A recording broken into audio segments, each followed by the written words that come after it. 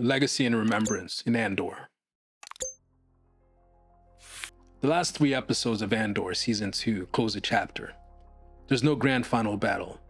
What we get instead is something more honest, with what it means to leave something behind. The show asks not how heroes are remembered, but who carries their memory. In these final moments, Legacy reveals itself through 3 threads. 1. Cassian Andor, the end we knew, the legacy we didn't.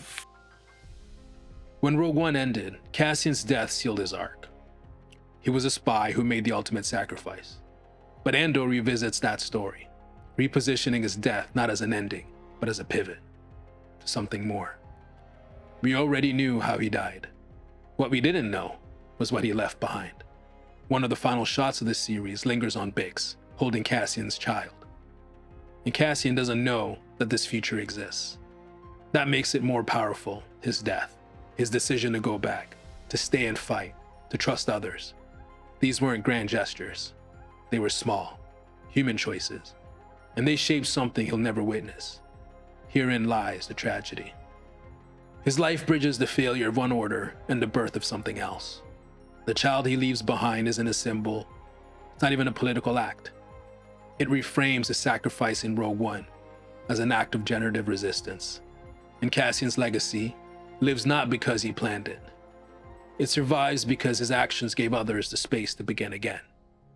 That's what makes his death resonant. He chose to die, but he also gave someone else the chance to live. 2. Luthen Rael and Kleya. A rebellion passed down.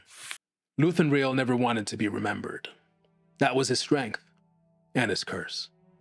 He built networks, made hard choices, but by the final episodes, we see that his greatest contribution isn't strategy.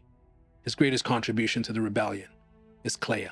Kleya moves through the story like a reflection of Luthen, like a shadow, trained in his method, sharpened by his worldview. But she's not a loyal second or an assistant. Their relationship carries the weight of something familial, a father, a daughter, and she'll be the one to outlast him. And when Luthen survives his suicide attempt and taken to Lina So Hospital, Kleya infiltrates the facility to kill him if necessary before they make him talk. And as she walks through the hallways, she prepares herself for what might be the most consequential act of her life. But she doesn't need to prepare. The choice was made long ago. The rebellion isn't sentimental. It's principled, brutal, and unsparing. And this reflects Frantz Fanon's idea that each generation must, out of relative obscurity, discover its mission, fulfill it, or betray it. And by killing Luthen before they make him talk, Kleya ironically fulfills her mission. And this also brings up the political axiom about revolutions. Revolutions eat their young, you often hear. And this has haunted every upheaval from the French Revolution to Petrograd. But Andor reverses that trajectory with Kleya. In this rebellion, to succeed, the young must kill their parents. And Kleya doesn't undermine Luthen's legacy by killing him. She embodies it. The rebellion must survive the death or failure of any one person or leader. And in this way, human actions resist fatalism, an open space for liberation beyond one's own lifetime. 3. Tony Gilroy, rewriting the legacy of Star Wars. In these last episodes, Andor reshapes what Star Wars is. Gone are the prophecies and chosen ones.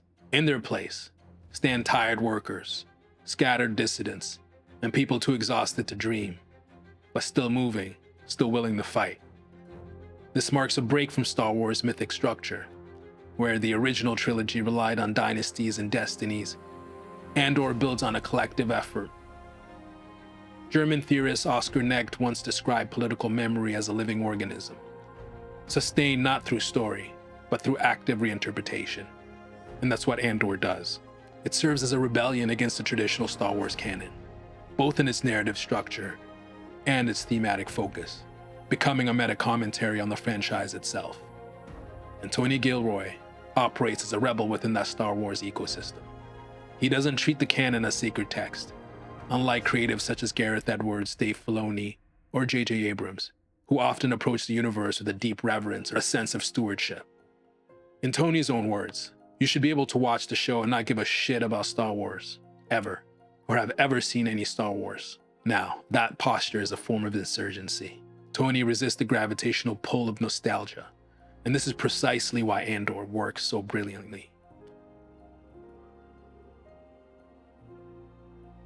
Tony's distance from the mythology frees him to make sharper, riskier creative choices. As an outsider, his stance lets him strip Star Wars of its professionalized aesthetic. He doesn't generate the lore, and in doing so, the rebellion is no longer a tale to be told by generals or keepers of the faith. Gilroy's insurgency works because it trusts the audience to follow something slower, something deeper, more grounded. He dismantles the temple not to destroy belief, but to free it. By refusing to mythologize a story, he reclaims its radical core, just as the rebellion does.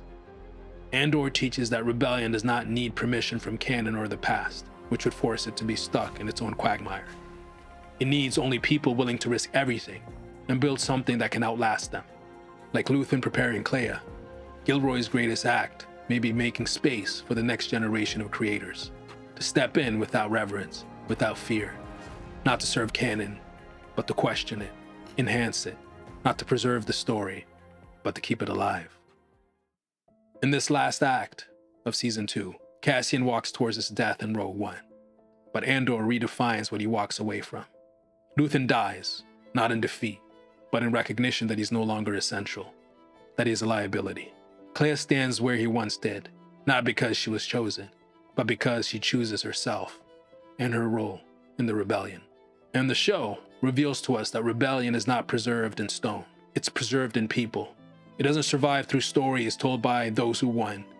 It survives because someone younger stepped in and changed the story, added to it, creating legacy. It is a practice that must be rewritten by each generation. Every sacrifice demands a new strategy. Every strategy demands new people. And that's what makes legacy real.